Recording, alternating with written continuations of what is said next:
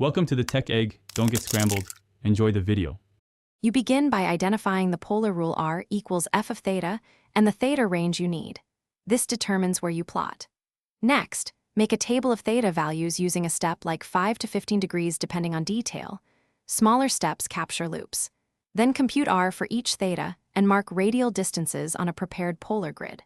Once done, label angles and radial ticks clearly so every plotted point maps directly to its angle and radius.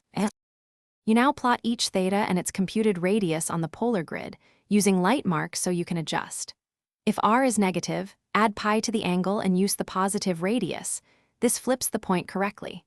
As you place points, watch for symmetry about the polar axis or the line theta equals pi over 2. Symmetry halves your work. Once a cluster of points is plotted, connect them smoothly in the order of increasing theta to reveal petals, spirals, or loops.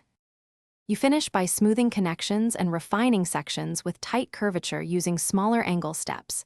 This reveals accurate shape and avoids jagged edges. Then verify features.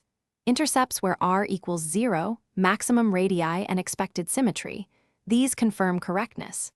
If the curve still looks off, recheck your table entries, ensure negative r was handled by adding pi to theta, and confirm the theta range covers all loops. Make sure to redraw any corrected sections cleanly for the final graph. Thanks for watching. Consider subscribing if I helped unscramble your problems.